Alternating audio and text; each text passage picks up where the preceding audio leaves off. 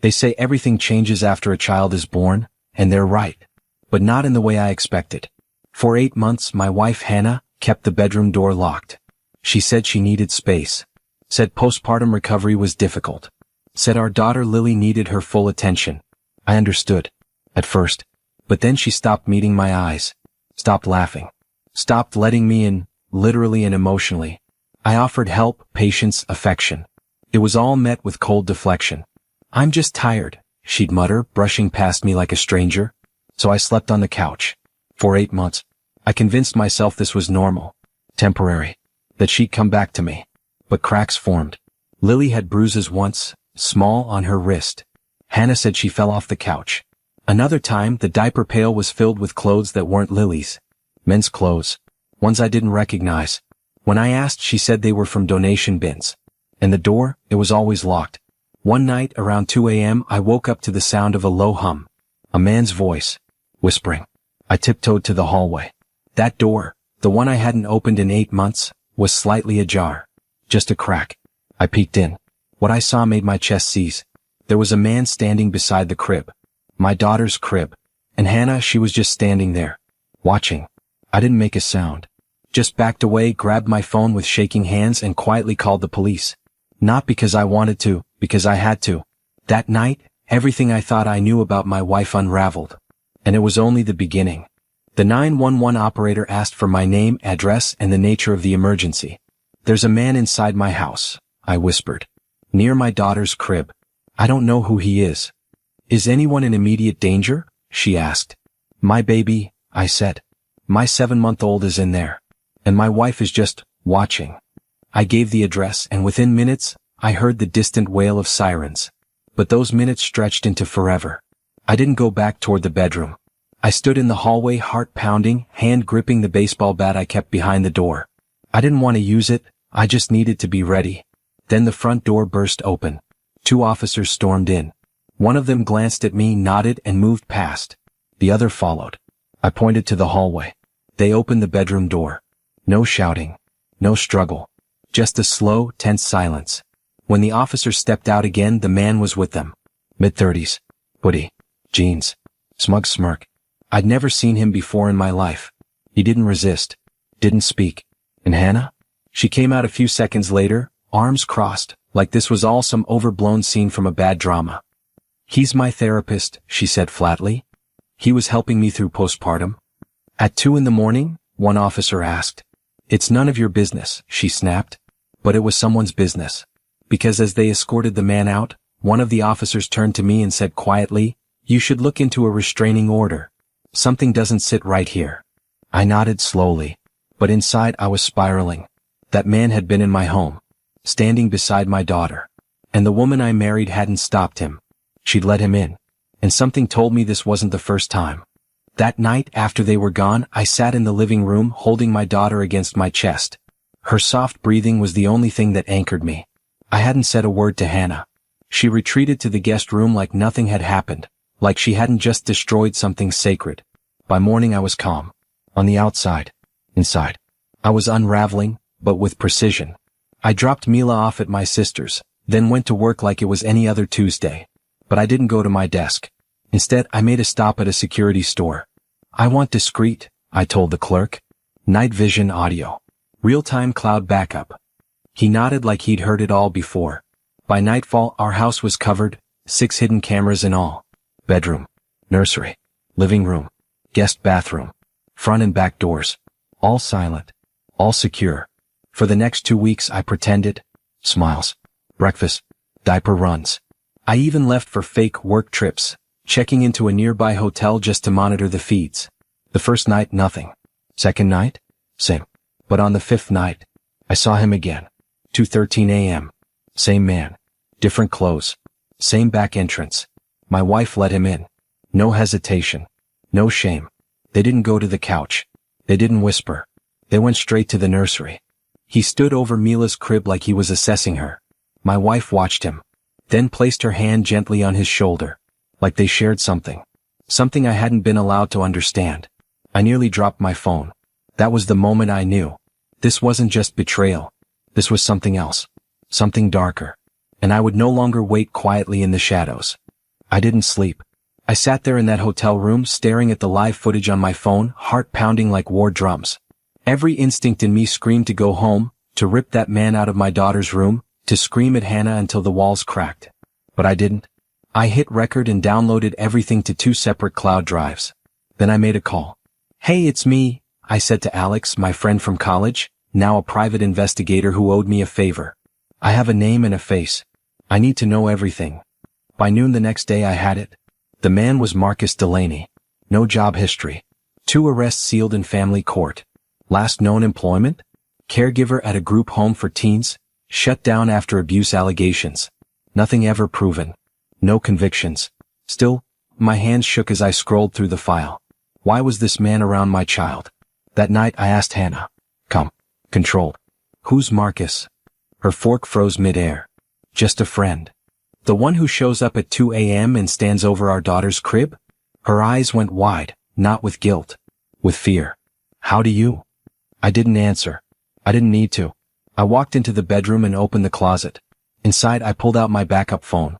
The one she didn't know existed. Loaded with footage, photos, and now a timeline of every visit Marcus had made. She looked like she'd been struck. Her voice dropped to a whisper. "You don't understand." "You're right," I said. "I don't. But someone will." Then I picked up Mila, packed her bag, and left. That night I called my lawyer. Because this wasn't just betrayal. This was custody, and justice, and safety. And I was going to win them all. By Monday morning, every legal weapon I had was in motion. Alex's investigation gave me more than just background on Marcus. It uncovered security footage from nearby homes, time-stamped records from my smart home system, and eyewitness accounts from a concerned neighbor who'd seen him arrive late at night with a duplicate key. I handed it all to my attorney. And he looked up at me with a stunned expression. "Michael, this isn't just a custody case. This is criminal negligence. Endangerment. At minimum, a restraining order. At maximum, you could get full custody by next week." I nodded slowly. That's the goal. By noon, we filed the emergency motion. By 2 p.m., Hannah was served. And by 4:30 p.m., my phone exploded. "Michael, please. Don't do this. Let's talk." I blocked her. I wasn't going to negotiate safety. I wasn't going to plead for space in my daughter's life. I wasn't going to ask permission to be her father. That night, Mila fell asleep on my chest, breathing softly, finally safe. And for the first time in months, I exhaled. No fear. No cameras. No secrets hiding behind my own doors. Just us. But I knew it wasn't over. Because when a woman like Hannah feels her control slipping, she doesn't go quiet. She fights dirty. And Marcus, I had a feeling I hadn't seen the last of him either. But this time I was ready. Ready for war. On Wednesday, Hannah filed for an emergency injunction, accusing me of kidnapping our daughter. It was a bold, desperate move. And exactly the kind I expected. My lawyer, Joseph, was already waiting at the courthouse with every counter-document in hand. When the judge glanced through the evidence, Marcus's unapproved presence, the bruising report from Mila's pediatrician, the concealed nanny cam footage Alex had enhanced, his expression tightened. "Hannah," the judge said, voice low and firm, "do you want to revise your statement before I press perjury charges?" She stammered, trembled, glared at me like I'd betrayed her. It was almost laughable. Her plan had been simple. Replace me, erase me, and expect I'd fade into a quiet, defeated corner. But what she didn't know, what none of them knew, was that I'd been quietly building a life raft for months. Not just for me. For Mila. I'd transferred our savings to a protected account. Switched all essential documents to an address she didn't know. Bought a small home, close to Mila's school with cameras, alarms, and legal custody protection. By Thursday morning, I held full temporary custody. And for the first time in 8 months, Mila twirled through the kitchen barefoot, giggling freely, drawing hearts with my name in them. "Daddy," she whispered that night, holding my hand tightly in bed, "I knew you'd come back." I kissed her forehead. "I never left, baby." But Hannah wasn't done. And Marcus? He was about to make a fatal mistake. Saturday night, Mila was asleep on the couch, wrapped in her unicorn blanket, cartoons still playing on mute. I was in the kitchen finishing up dinner when the doorbell rang, 3 times. Slow. Intentional. I checked the camera feed. Marcus. Standing in the rain, hoodie soaked, hands in his pockets, rocking on his heels like a man trying to look casual but failing. I stepped onto the porch and closed the door behind me. "Thought you'd be in hiding," he said with a smirk. I didn't answer. He stepped closer. Look, man, whatever you think Hannah did, she was just stressed. You two need to stop dragging each other through court. It's bad for the kid. I tilted my head. Is that why you shoved her into a wall? His face twitched. She told you that? No, I replied calmly. My daughter did. The camera confirmed it. For a moment, silence stretched between us, the air wet and cold. Then he laughed, but it was hollow. So what now? You're the hero? You think courts care about that stuff? I didn't flinch. They care about Mila. And you crossed the line the second you raised your hand in her home. That's when it happened, the mistake. He shoved me. Right there on the porch. In view of the camera.